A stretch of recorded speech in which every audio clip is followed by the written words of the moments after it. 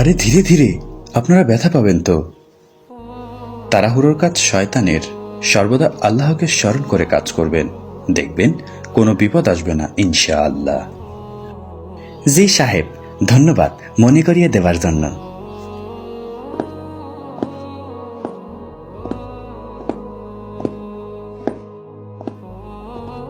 আসসালামু আলাইকুম।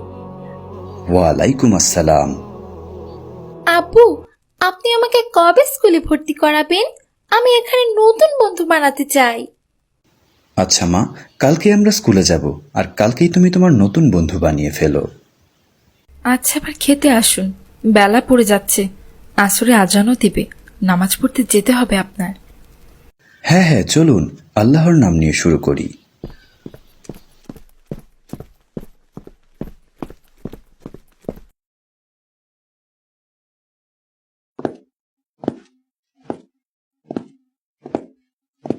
আসসালামু আলাইকুম মা, শুভ সকাল। ওয়ালাইকুম আসসালাম বাবা, শুভ সকাল। আব্বু, আমি স্কুলের জন্য রেডি হয়ে গিয়েছি। কেমন লাগছে আমাকে? মা, আল্লাহ তাআলা তোমাকে অনেক সুন্দর করে বানিয়েছেন। কিন্তু মা, তুমি কি জানো পৃথিবীতে 3টি জিনিস পর্দায় থাকে? না তো আব্বু, কোন 3টি জিনিস? হ্যাঁ, তাহলে শোনো। পৃথিবীতে আল্লাহ তাআলার ঘর কাবা শরীফ পর্দা দিয়ে ঘেরা থাকে। তারপর আল্লাহ তাআলার পবিত্র কোরআন পর্দা দিয়ে ঘেরা থাকে। তারপর মেয়েদের পর্দা করার নির্দেশ দেওয়া হয়েছে। সুতরাং ইসলামে মেয়েদের কতটুকু গুরুত্ব ও সম্মান দেওয়া হয়েছে তুমি নিশ্চয়ই বুঝতে পেরেছ আশা করি। হ্যাঁ আব্বু, আমি বুঝতে পেরেছি। আমি এখন থেকে পর্দা করে বাসা থেকে বের হব ইনশাআল্লাহ। ধন্যবাদ আব্বু, আমাকে এত সুন্দর করে বোঝানোর জন্য। আমি এক্ষুনি হিজাব পরছি আব্বু।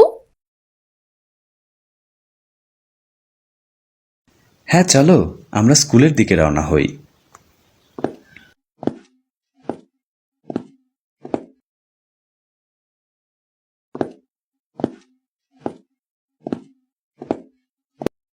আসসালামু আলাইকুম।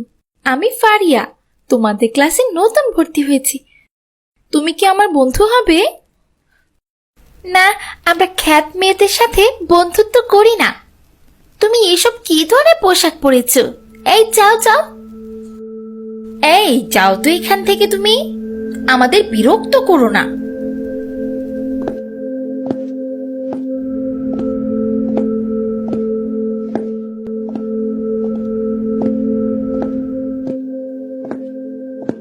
আসসালামু আলাইকুম। তুমি মনে হয় আমাদের ক্লাসে নতুন ভর্তি হয়েছো। জি, আমার বাবা সরকারি কর্মকর্তা, তাই পোস্টিং এর কারণে এইখানে এসেছি। আমি ফাহমিদা। আমি তোমাদের কথা শুনেছি, তারা একদমই ভালো আচরণ করেনি তোমার সাথে। নিশ্চয়ই এমন আচরণ আল্লাহ তাআলা পছন্দ করে না, কিন্তু তারা এমনই। আল্লাহ তাআলা যেন তাদের হেদায়েত দান করে। তুমি কি আমার বন্ধু হবে?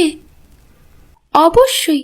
আল্লাহ তাআলা বন্ধুত্বের পবিত্র সম্পর্ককে অনেক পছন্দ করেন। আল্লাহ তাআলা যেন আমাদের বন্ধুত্বকে কবুল করেন। চলো, আমি তোমাকে স্কুলটা ঘুরিয়ে দেখাই।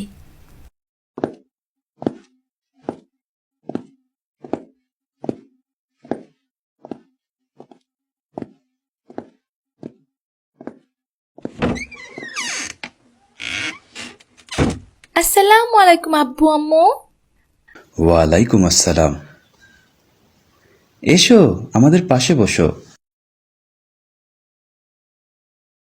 আজ নতুন স্কুলের প্রথম দিন কেমন কাটলো? কোনো বন্ধু কি বানিয়েছো?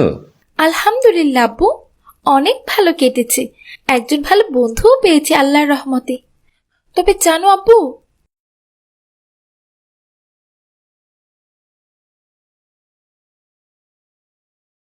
আসসালামু আলাইকুম। আমি ফারিয়া, তোমাদের ক্লাসে নতুন ভর্তি হয়েছি। তুমি কি আমার বন্ধু হবে?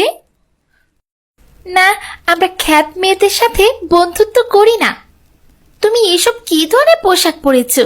এই যাও যাও, এই যাও তো এখান থেকে। তুমি আমাদের বিরক্ত করো না।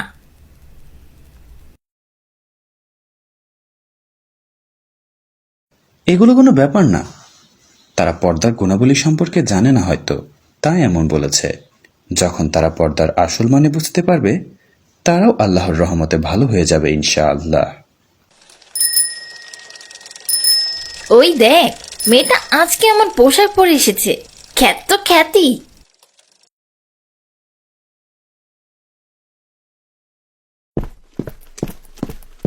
এই দেখো আম্মুরা, আমার হাতের মুঠোয় কিছু বালু আছে। এখন যত বাতাস দিক আর তুফান দিক, এই বালু কি আমার মুঠো থেকে পড়ে যাবে?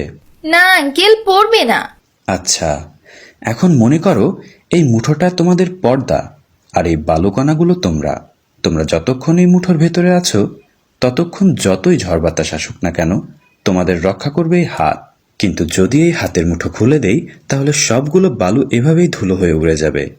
ঠিক তেমনি তোমরা যতক্ষণ পর্দা করবে, ততক্ষণ আল্লাহ তাআলা তোমাদের সকল প্রকার ফিতনা, বিপদ ও ঝড় তুফান থেকে রক্ষা করবেন। কিন্তু যদি তোমরা পর্দার ভেতরে না থাকো, তাহলে ফিতনা ও ঝড় তোমাদের এই বালুকণার মতোই ধ্বংস করে দিবে। এখন তোমরাই বলো, আল্লাহর রহমত ভালো নাকি ধ্বংস? অবশ্যই আল্লাহর রহমত আঙ্কেল। আমরা আমাদের ভুল বুঝতে পেরেছি। এর আগে কেউ আমাদের এভাবে বোঝায়নি। সবাই শুধু পর্দা করতে বলে, কিন্তু পর্দার উপকারিতা কেউ বোঝায়নি। আপনাকে অসংখ্য ধন্যবাদ আঙ্কেল, আমাদের এত সুন্দর করে বোঝানোর জন্য। আমরাও এখন থেকে ফারিয়ার মতো পর্দা করে আসবো ইনশাআল্লাহ। ইনশাআল্লাহ। আল্লাহ তাআলা তোমাদের সহায় হন। ইসলাম একটি শান্তির ধর্ম। ইসলাম পৃথিবীর সবচেয়ে সহজ ধর্ম। কিন্তু আমরা আমাদের বাচ্চাদের কাছে এমনভাবে ইসলামকে প্রদর্শন করছি যেন ইসলাম অনেক কঠিন।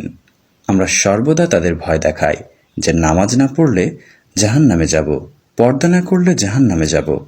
আর এতে বাচ্চাদের ভয় ভেঙে যায় এবং তারা ইসলামকে অনেক কঠিন ও শাস্তির ধর্ম মনে করে। আমাদের উচিত বাচ্চাদের সুন্দর সুন্দর উদাহরণ দিয়ে বোঝানো। বাচ্চাদেরকে ইসলামের সুন্দর দৃষ্টান্ত ও সাহাবীদের জীবনী শুনিয়ে উৎসাহী করা উচিত। এই দেখো আম্মুরা, আমার হাতের মুঠোয় কিছু বালু আছে। এখন যত বাতাস দিক আর তুফান দিক, এই বালু কি আমার মুঠো থেকে পড়ে যাবে? না আঙ্কেল, পড়বে না। আচ্ছা, এখন মনে করো এই মুঠোটা তোমাদের পর্দা, আর এই বালুকণাগুলো তোমরা। তোমরা যতক্ষণ এই মুঠোর ভেতরে আছো, ততক্ষণ যতই ঝড় বাতাস আসুক না কেন, তোমাদের রক্ষা করবে এই হাত। কিন্তু যদি এই হাতের মুঠো খুলে দেই, তাহলে সবগুলো বালু এভাবেই ধুলো হয়ে উড়ে যাবে।